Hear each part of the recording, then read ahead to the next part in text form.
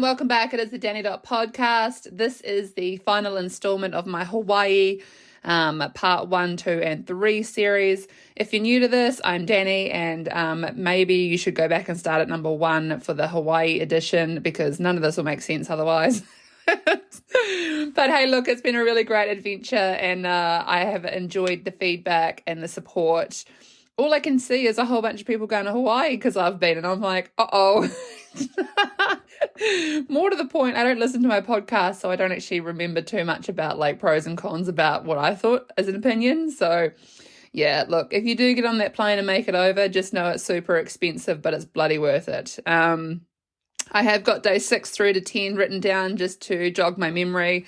Is it weird that as of today, the 25th of June, we would already be 5 days into my vacation in Hawaii a month ago? It's not even okay. I am losing my tan. The weird thing was that I had sunburn on my knees and my tummy and my shoulder, and everything was peeling, but I didn't look sunburned. Is that my tan peeling? Oh my gosh, I don't want to know. But anyway, it was just such a cool experience, 10 days overseas. Let's just kick this off because I've got some cool stuff to talk about at the end of this pod, and I am just going from strength to strength, and it is blowing my mind. Like, I've had someone actually say to me last week that, well, I think I brought it up in a podcast where I got my eyelashes and eyebrows done here in Cromwell, and it was halfway through 75 hard, and this wee girl who did it, she was just a little beautiful dot. She approached me at the nightclub here in Cromwell on Saturday night, and she was watching me for a while, and I was like, why is this chick staring at me? Anyway, she came over and she was like, is your name Danielle? And I said, yeah. And she was like, holy shit, I've been looking at you for like a half hour and I couldn't put my finger on where I know you from, but I did your eyebrows and your eyelashes halfway through your 75 hard. You look amazing. And I sat there and I was like, it's the fringe, isn't it? Because I don't know if I told you guys, but I got a fringe just recently and it's taking me places. I mean, it's sending me to the moon. Anyway, just to hear her like say, obviously when I was halfway through the whole process, it was kind of like, you know, you could bomb out at any moment. You didn't have to complete it, whatever, but I did. And she was just like, your energy right now is amazing. And I sat there and I was like, this is from a child. Like, she's so little. And she's telling me that my energy is on fire. And I'm like, I know. And the thing is that it hasn't stopped. So I feel a little bit like doughy, more or less, like I'm very relaxed post my trip to Hawaii. But when I see people that saw me prior to going and now what I'm like now, it's just like, it's chalk and cheese.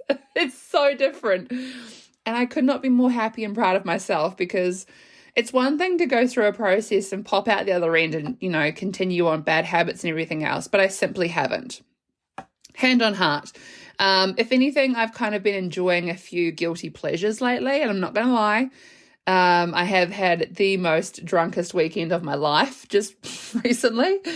I am doing things that I didn't used to do. I have this whole new clear perspective on things that is just absolutely, like, I'm in utter bliss right now, and I can't even put my finger on what it is or anything. I'm just riding this wave, and I just want to share it all with you guys, because I know there's still people on the fence that want like major change in their life. They want to get good healthy habits.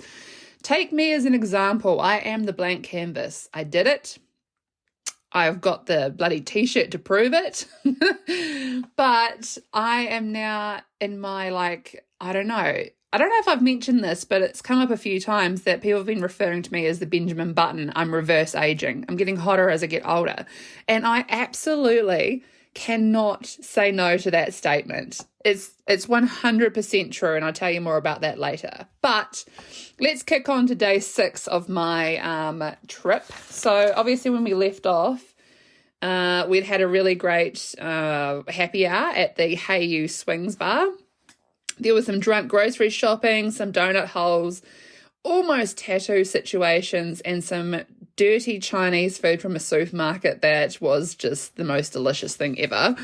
On day 6, we woke up and we actually caught a bus to Leonard's Bakery. Now, look, 5 out of 10, average at best. This place does custard-filled, like cinnamon donut things. They had like raspberry. I think there was like another flavor. It could have been vanilla. I had custard because I was like, I don't really care. Custard's delicious. I'll have that. But there was a lineup and I just couldn't understand why. I was like, oh my God, it's just a donut with custard inside. Like I can't even understand this whole process. But when you're in another country and someone says to you, oh, they recommend something or it's like the best of the best, expectations are high. Sorry, there's something in my throat. My gosh.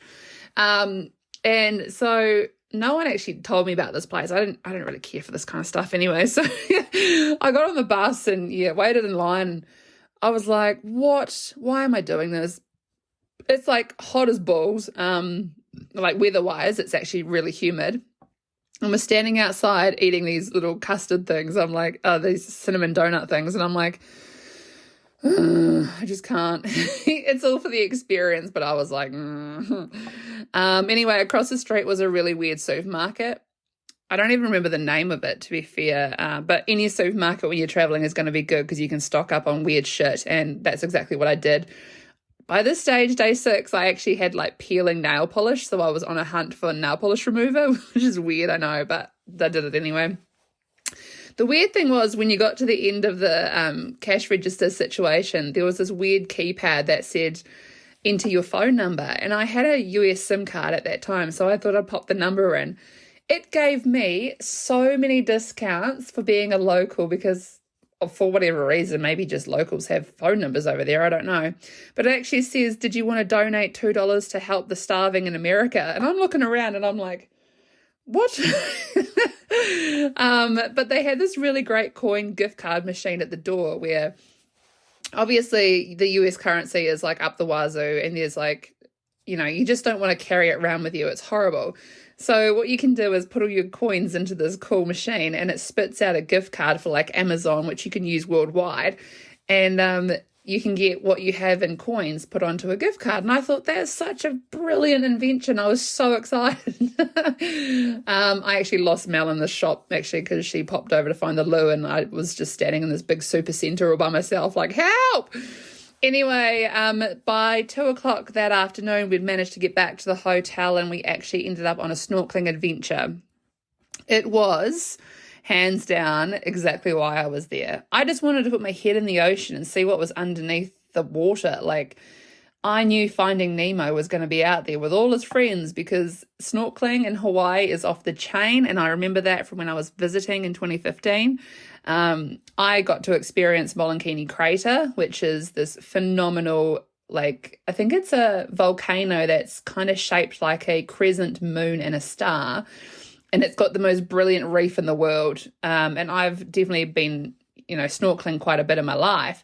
So we got on this random boat with a whole bunch of people, and it's really funny when there's influencers on board and there's people that want to take awkward selfies and you're helping everyone take photos and capture the moment and everything else.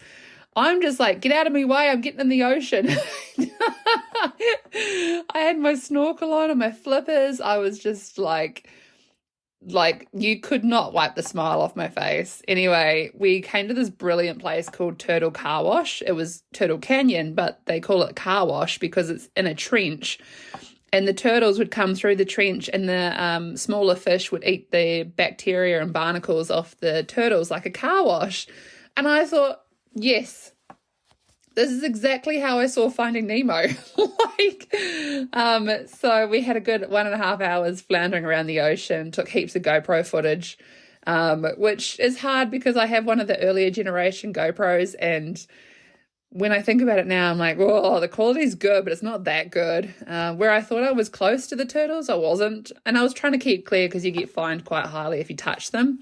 But yeah, the actual pictures of the fish weren't that great just because, I don't know, think of yourself as being amongst thousands of striped zebrafish and thinking you're going to get a good photo. It just doesn't work. I don't know. But there was this weird guy on the boat who he kind of reminded me of like, I don't know, he was playing really loud like propaganda almost. And he like a lot of swearing and like there's kids around and there's like heaps of people and he's just playing his phone at full blast with like propaganda about, I don't even know. I was trying hard to listen and like, no, I wasn't listening. I was more or less saying to him, oh, cut it out. If my face doesn't say it, my mouth does. So by like, I don't know, about 5-10 minutes of it going on and on, I was like, oh, shut up. I was getting really mad at this stage because it was so unnecessary. So anyway, we ended up bailing off that boat. I don't think it was about 4:00, and we ended up finding this really great place, which was part of the Happy Hours Waikiki website called Dave and Buster's. Just think of it like a giant gaming arcade that had like a sports lounge that was like thousands of TVs, and their happy hour, if you're there on a weekday, is dirty. It's like $3.75 for a spirit and a mixer. So good.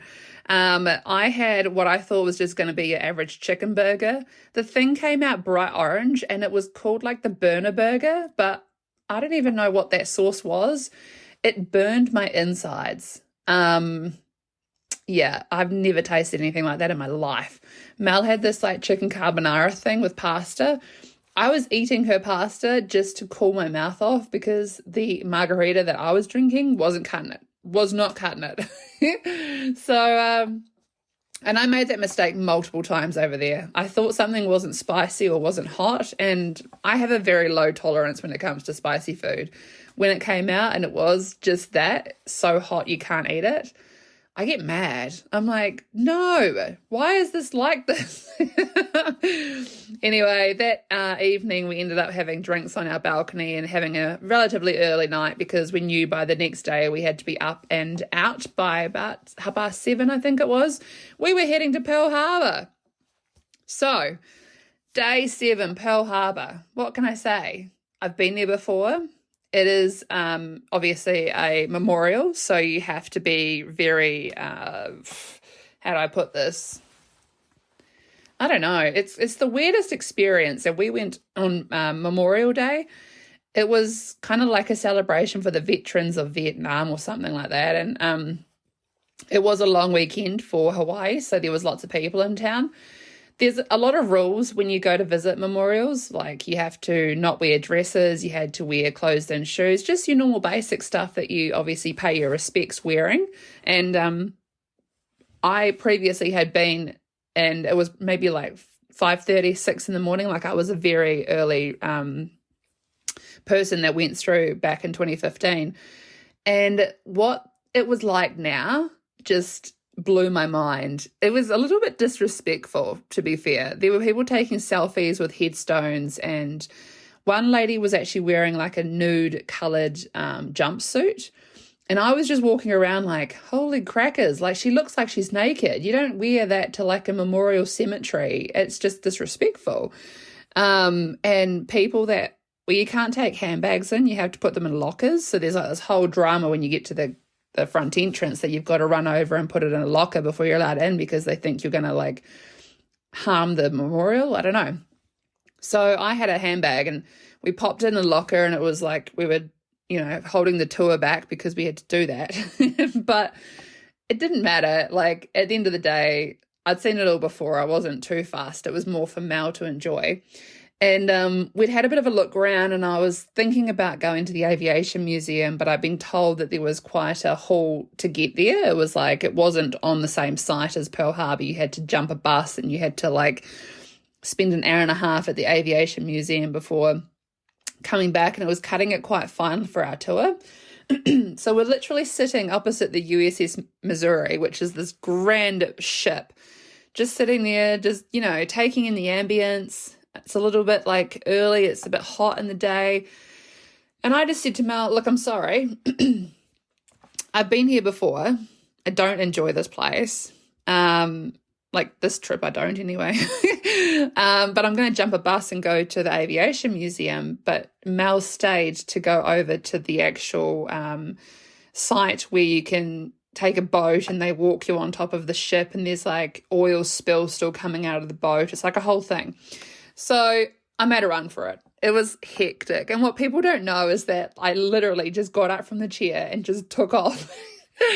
And I was like a mad woman. I was running through all these people. I ran to the bus and it just pulled in and I got the front seat. Like I was like full-blown tourist material. I'm like, I'm going to the aviation museum. This is like the bee's knees thing I want to do. And someone had said that it was an hour and a half from Pearl Harbor on a bus. No, it was 10 minutes. So all these people got out at the USS Missouri to climb on the boat because it's like a whole spectacle. You can hop around and everything. It's the most amazing thing. And I was the only one that stayed on and went to the AV Museum. It was like the most bewildering experience of my life. There were times when I was standing there all by myself with these beautiful aircraft that were involved in Pearl Harbor, all maintained and looked after and everything else, all by myself. And there was times I wanted to cry. I was like, this is not like normal. I mean, why are people stopping at the Pearl Harbor and the Missouri, but they're not continuing on to the aviation side of it? Because at the end of the day, so many aircrafts were involved and they came from everywhere. So I don't know, you guys, like I had a real euphoric moment where I was just like, this is where I need to be. And it just so happened I was walking around this big desert area with all these planes and I heard this noise, and it's the noise that I will forever have etched in my mind. I just know it when I hear it. It's just unbelievable. But I saw 4 F-35 jets fly over me. I couldn't grab the camera fast enough, but I also just wanted to stand there and be amongst the fact that that just happened. And this guy comes out from the shed and he's like, oh, they do this every day. It's kind of normal. And I was like, it's not normal. Honestly, the happiness that I felt in my whole body was just crazy. And I just couldn't stop smiling. And I went to the souvenir shop and I brought all the things. But to be so close to all these aircraft, and this guy was like, you can go up the ladder and stand next to it and I'll take your photo if you want. And I was just frozen. I was like, oh my gosh. Well, I've been around these aircrafts for like 7 to 10 years now through multiple different things that I've attended. And I've never seen one just sitting there on the ground that I could touch, that I could pose in a photo with, that I could just admire. Like, it was electrifying. And I didn't want to leave, but I knew I had to. I had to go back to the Waikiki beach. So I got on my bus and I was just in a euphoric state. I'm not even going to lie. It was amazing. And I got back to Mel and she was like, how was it? And I was just like, I have no words. I have no words. I was the only person walking amongst all these aircrafts as part of history, and just, it was exactly what I needed on that trip. And I am forever grateful for that actual experience because, I don't know, it was just exactly my happy place. And it's funny, I'm not really going to tell anyone too much about it because I'm like, no, don't go there, it's mine. But yeah, it will forever have my heart, the old Hangar 79 of Pearl Harbor. That evening, we had a bit of a weird experience. I felt like Popeye's chicken. I don't know if you guys know this, but there is a fabulous chicken outfit in America. They do these really cool cheese scone kind of biscuit things that you eat chicken with. So I decided to hop a bus with Mel and take off to our local Popeyes. Worst experience of our life. I sat there in the waiting area waiting for my food, writing a Google review that I hated that location. Oh my God. Basically, their drive-through came off a main road. Their priority was on the drive-through. It was peak hour. There was a million cars in that damn drive-through. No one got ordered food for 30 minutes. I was like, I've taken a bus. Like, I'm getting food. Oh my God, horrific.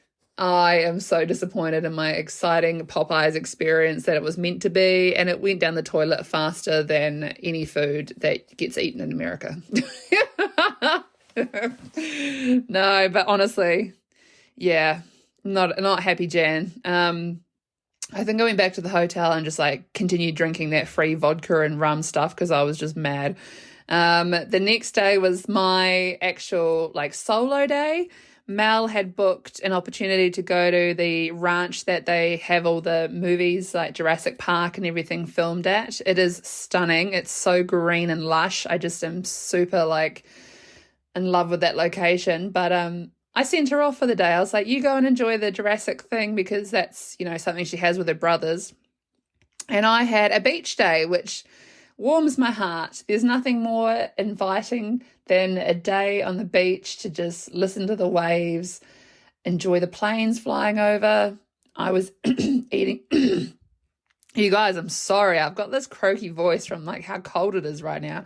I was eating Mexican food. I was drinking Coronas. I had a surfing lesson, did a bit of drunk shopping. This is all by about 4 o'clock in the afternoon, I might add. And that's when Mel found me at a happy hour somewhere. But no, it really like completed the trip, I think, was just having that time apart where we could just do things that we hadn't been able to do because we've been too busy exploring. And I really enjoy independent time like that because obviously it makes you feel really grateful about the experiences and the memories you can make. It was kind of difficult because I was sitting on the beach and there was this girl next to me. It was like a silent interaction. She would go into the waves and the water and I would watch her stuff, and then I would go and she would watch my stuff, and we didn't really have to even talk. It was just like a nod. It was the most random thing. But no, it was really great because obviously we needed something like as a bit of a whoosh before we got back on that plane to Australia. And I really appreciated having that solo day for myself. I really enjoyed my Mexican nachos. I had the best queso dip and drank some weird Mexican concoctions. But those are the things that make me happy. And I think if you're ever going to go on a trip, you need to have one day where you just have some downtime to just do the things that make you happy. And you know that it's going to make you happy. Nothing about nachos is ever going to make me unhappy. I'm telling you now.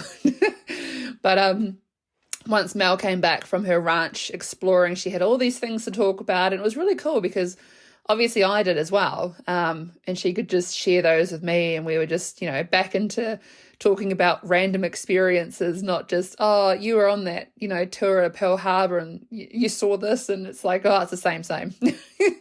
But anyway, day 9 came around quite quickly. We went to the Waikele outlets. It was, I don't know, anticlimactic, to be honest. I don't really like outlet stores that are the, you know, the top ranges of designer gear and whatnot. I'm not really bothered with any of that kind of stuff. The weirdest tip that I could take away from this big adventure was I found that if you went into a Sephora, the makeup store, and you said, if they said to you, do you want to join up to the club? And you said, oh, yeah, that's cool. And they ask you for your name and your date of birth.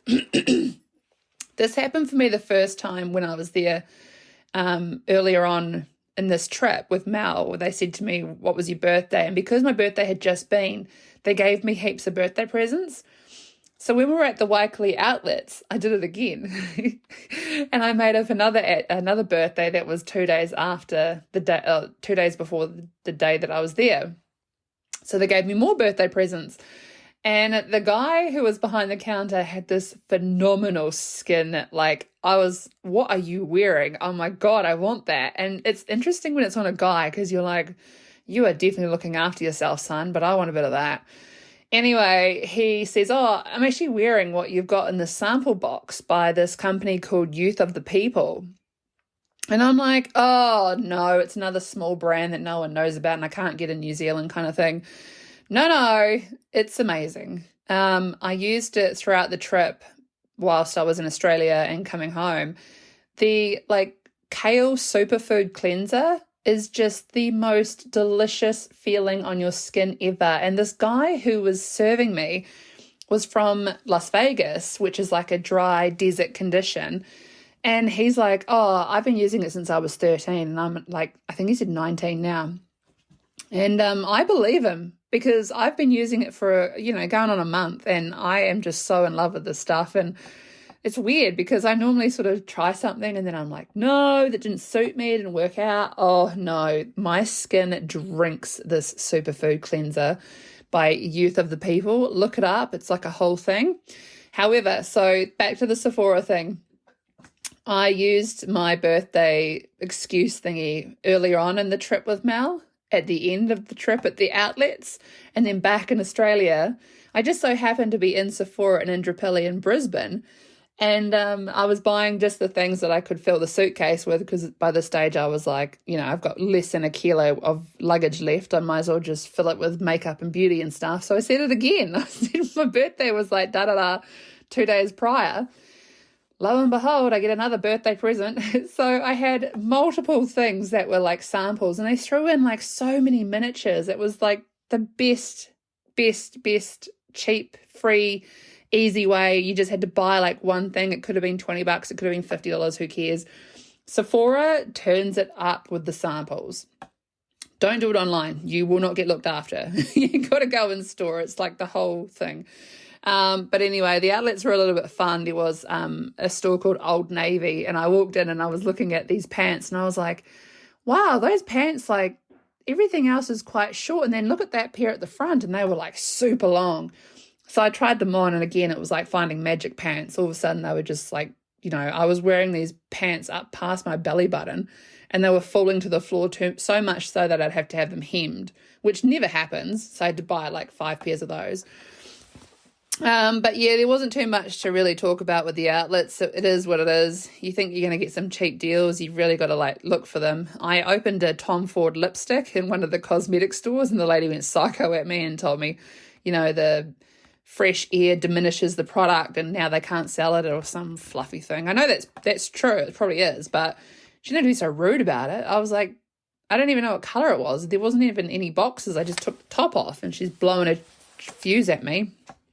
Anyway, I don't know if I told you guys, but with the hotel we were staying at, we got $15 a day room credit if we didn't have our room serviced. It's a bit of a win-win situation because obviously you don't have to pack up your stuff every day, so you don't have to have housekeepers like rifling through your shit when you're not in the room. But we accumulated $60, and we decided that evening on day 9, the eve of us leaving Hawaii, that we were going to put it towards one of the hotel restaurants. And we were quite excited about it because I hadn't had any pasta throughout the trip. I was eating off Mel's plate. When she had carbonaras and things and everything else. But so we had a couple of drinks in the room.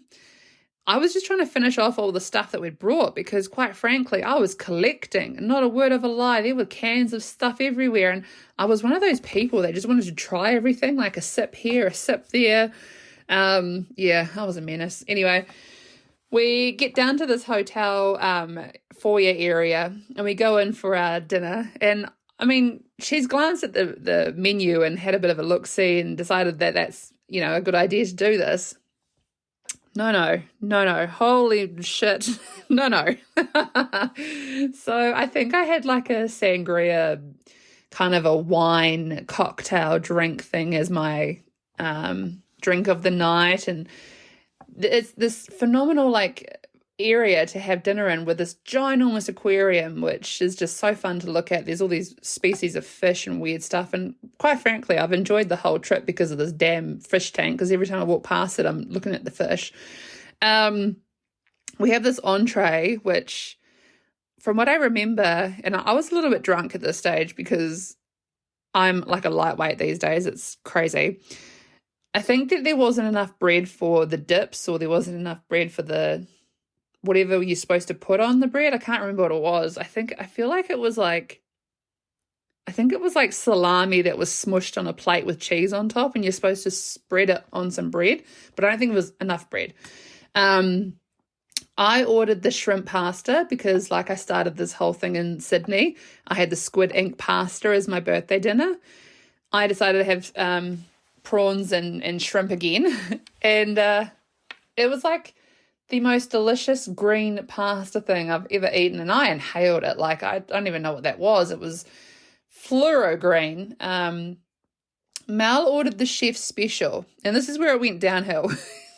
So she's a little bit hungry at this stage as well, because obviously the entree is a bit wishy-washy and we've been drinking in the hotel room. And the gnocchi comes out, and there were 7 pieces of gnocchi on the plate with some sauce. And I mean, shit flew that night. We were like leaving, and obviously they wanted us to pay the bill. There was a little bit over, so obviously we paid that like on top of. And they asked for a tip. We said no. It's a little bit disheartening when you think that like gnocchi is going to be more than 7 pieces. So being a little bit under the influence of alcohol, Mel's kicking off, and she's like, oh, if you're going to write that there's a chef special that's gnocchi, how's about you say that it's only 7 pieces, because now I have to go down to the Mexican restaurant so I can have a taco. And I'm roaring with laughter. Like, I'm just like, holy shit, like, how bad is this? Because obviously my meal was great. I looked over to my right and the guy was having spaghetti bolognese, and it was the biggest plate ever. I couldn't work out why the chef special was so little. But yeah, we walked down to the Mexican restaurant, which was in the hotel as well, and this guy Tommy behind the bar, he made these strong margaritas and sorted her out with a taco. But yeah, it was just like kind of a bit of a, we should have maybe had the room service as opposed to collecting like a room credit, because I mean, I had fun, but it's not the same if your traveling friend doesn't enjoy themselves. But yeah, I went back to the room after that. We were trying to pack, wasn't working. So I turfed the suitcase off the bed and went to sleep, knowing full well we had to get up at like 10 to 5, because this was day 10, and obviously we were flying back to Australia that day. And I was a little bit hungover. Like, I'm just a fucking terror. I'd put the suitcase back on the bed, and I was trying to pack it, and I was trying to get ready. Like, it's not the whole process of checking out as it is, I know I'm about to get on a 9-hour flight and I don't want to do it. So the anxiety is already a little bit high. I'm a little bit like seedy. I don't know. I'm just not feeling it. I'm not ready for this. Anyway, we take this Uber, and this guy who's behind the driver's wheel, he is talking like, I mean, off the chain, crackers, shit. I don't even know what he's talking about. And he's bringing like heaps of, I don't even, like history into the conversation. And I'm sitting there, I'm like, shut up, shut up, shut up. I don't know. Like, he's asking questions as though he's watched millions of YouTube videos on things. Could not wait to get to the airport. And when we first arrived, we glanced over to the departures area when we popped out of the airport itself. Because Honolulu Airport is all outdoors, you can see a lot of things. Like, it's small, but it's not. For the amount of people that pass through it, like, it's very, I don't know, it's like third world almost. It doesn't make sense. We remembered seeing the people that were flying back to Australia on our plane that we arrived on standing outside, and I was thinking, oh, far out. It's already hot. We had to stand in the sun and check in. It's going to be like a whole thing.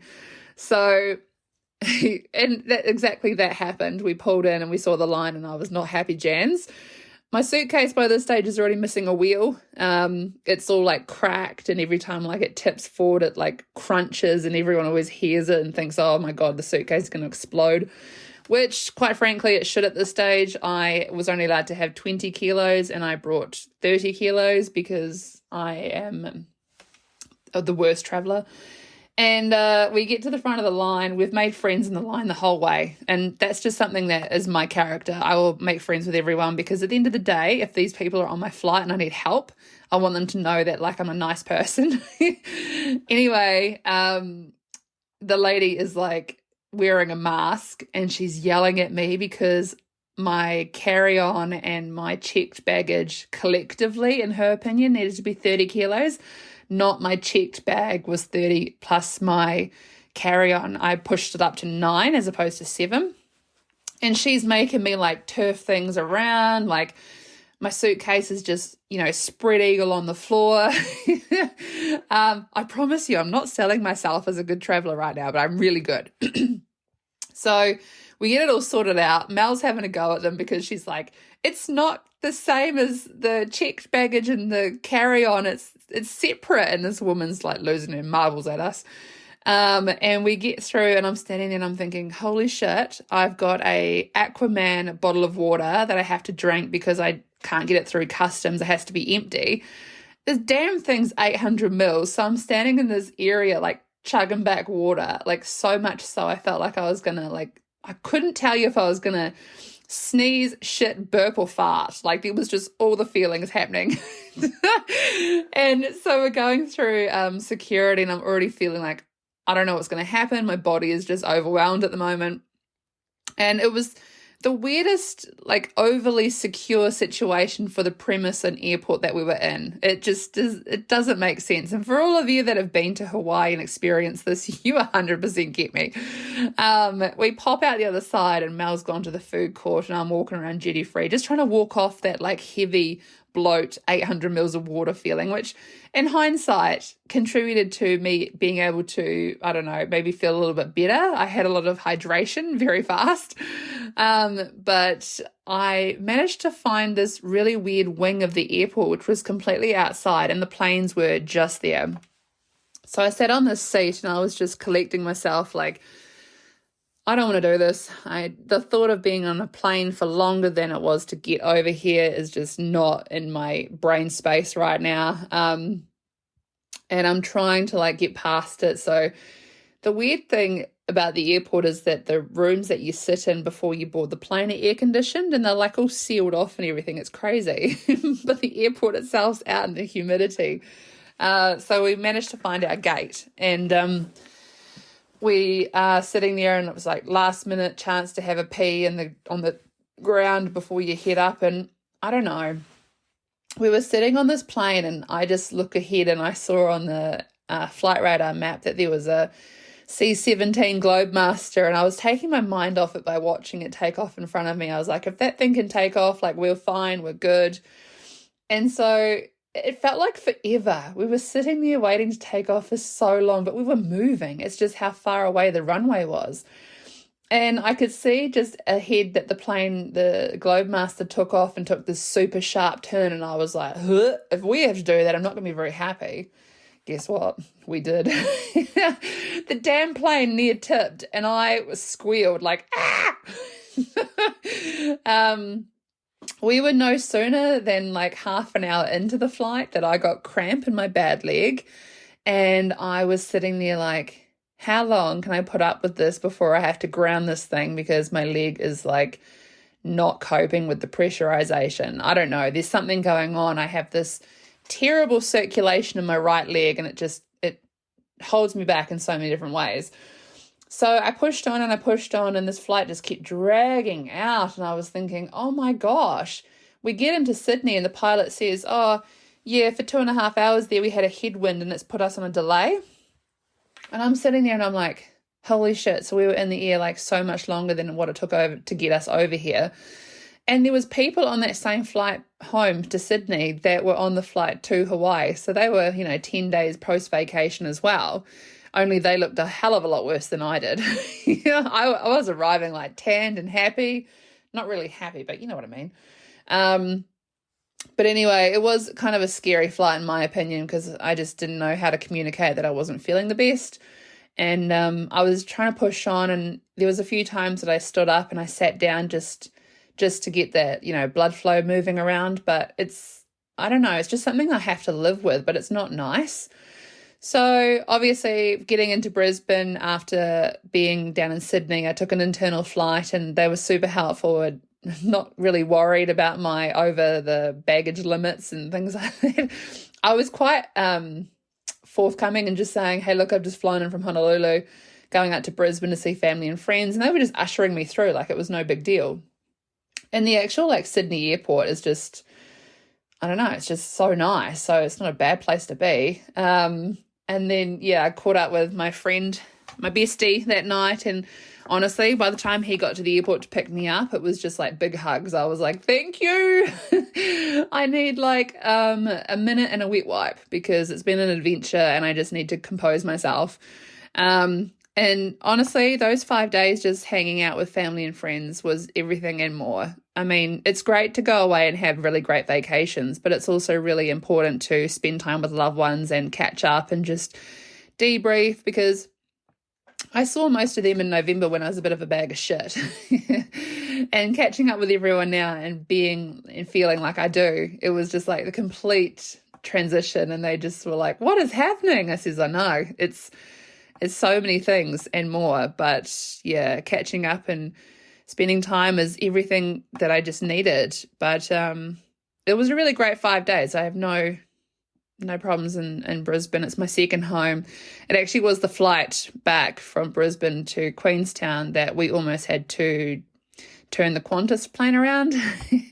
I'm not proud of it, but I was already feeling really antsy getting on that flight 5 days after the big one, just because my leg still had not come right. I was having massive problems, and I don't know, I was crying heaps at the airport. It was more or less just because I hate saying goodbye to friends and family. Like, it's difficult when you have such a life across, 3 hours away from your home. So I sort of put it down to I was jet lagged from coming back from Hawaii, and I was not feeling myself. But I got on the Qantas flight, everything was all fine, and as we're climbing out, I had this searing pain up my leg, and I just burst into tears. And the concierge lady, she saw me and she came over and she's like, oh my God, are you okay? And I was like, I have to be honest about something. I told the guy when I was checking in that I'm having leg issues, but this is like searing hot, and I just feel so terrible about not being honest at the gate. And she was like, what do you mean? And I told her this whole story, and I'm like bawling my eyes out, and she's just sitting there like, hang on a minute. And I thought, oh my God, they're going to turn this Qantas plane around and it's going to be on me. And I freaked out. So she goes and tells the captain, and she goes and tells like the head, like air hostess person, what do they call them? Like the main person of the cabin. And then they made note of a person that was in medical, that was flying in first class or business class. And so she came up to me and she was like, don't worry, if it gets worse, I want you to bing this thing twice and I will come running. But there's someone from medical and business class, and the whole aircraft is aware of your condition, but I think we're going to be okay. And I was like, why? Why do you think I'm going to be okay? Like, I'm telling you, I'm feeling faint. I'm struggling. She's like, yep, no, I understand. And I don't know, I felt really like, watched is a good word. Every time someone dinged the bing bong above your head, they all looked at me and started running. And I was like, oh my gosh, I'm such a problem. Anyway, I don't know. For some reason, that plane that day was meant to take 3 hours, 20 minutes to get into Queenstown. It took 2 hours, 15. That is unheard of. I bet my mum to the airport, and she was leaving from Cromwell. She didn't take 2 hours, 15 to get over there. She just was waiting to finish work to come get me. And people that were watching my flight could not believe that I got in an hour early. And I honestly, hand on heart, swear to God, think someone was watching me that day, because I was struggling. I was sweating. I mean, I got off that plane, I stunk. I was suffering. And I just thought, I don't know if I can fly again. Like, I'm freaking the hell out. I can't do this. I can't put my body through this. Why is it every time I go to Brisbane, I feel like I can't breathe and I can't get myself sorted because my leg just gives out. It's like this stupid mind thing, I feel like, but it's not. Like, it's happening. I never know. And this is a big problem for me, is that I never know how serious something is until it's too late. And I'm terrible at it. I say it all the time. I don't know how bad something is until it's, the worst it could be. I didn't know that the blood clot was going to be the blood clot. I just felt like my leg was like getting a cramp. And then, lo and behold, 2019, I get diagnosed. So I don't know, you guys, if anyone's got any advice on how to deal with this, blood thinners aside, like, I wish that I could just chop my leg off and it would grow back and start afresh, because quite frankly, I've had enough and it's preventing me from doing a lot of things. I mean, I did the 75 hard because I wanted to have the freedom to fly and be healthy and happy. But in hindsight, like, just coming back and being that extra couple of hours in the sky, the pressure on my right leg, it just did something. They call it CVI, chronic venous inflammation. And I learned a lot about it, but at the same time, like, I'm just in denial that I have it. But yeah, I was happy to be home. It was a really great experience, and obviously I'm still kind of unpacking. It probably took about 2 weeks for me to wash my hair and to not have sand on the shower floor. Like, my hair just hung onto it. It was just absolutely the most unreal circumstances. I have very thick hair, but that was crazy. But then, I mean, all the adventures aside, should I have fun when I travel? I'm a little bit of a, like, wrecking ball, and I kind of put a lot of things on Mel to do, like, especially bus travel. I was like, no, if we're going to take the bus, you figure out how to get there, because my brain power's not there. Like, I was on full relaxation holiday mode. I couldn't deal. And I've never been like that. I've always been the one that makes all the decisions and stuff, but I don't know. I just turfed it all aside, and I was like, I'm traveling with someone that can help me get from A to B. You can do it. And there was only probably like 3 times that I ever had the room key ready before I got to the hotel room to unlock it. She did all that because I was like, damn it, I forgot. But these are the weird moments that you have when you travel, and it reignited so much in me to just get out there and see the world, but I have to get myself sorted. I'm not saying that I can't travel more than 10 hours on a plane. I just think I sort of have to be a little bit more creative in how I'm going to get places, but I'm still going to go. And yeah, like, I still am fascinated with Hawaii, and more so I'd definitely travel around and see a bit more of it than just Waikiki. But at the time, booking that to get away and just enjoy 10 days, it was everything I needed and more. And yeah, my next trip is going to be solo, just because I don't want to be a problem for anyone. I may die, but it's okay. But yeah, it's been a really great sort of couple of weeks of being home, that's for sure. It's been super cold. We've got pea and ham soup happening at the minute, which is the term we say when it's like foggy outside. I think we're under an inversion cloud. So yeah, I've got a bit of a raspy voice, and it takes me half a day to warm up. I'm like an old soul. But don't forget, she's reverse aging, so I'm getting hotter as I get older. But actually, talking about that, I've been a little bit naughty as of late, and I think I might save that for the next couple of the next podcast. But your girl's been going out a lot. And when I say a lot, I mean, I used to get home at like 10, 11 at night. She's now getting in at 4 in the morning, and she's got stuff to talk about.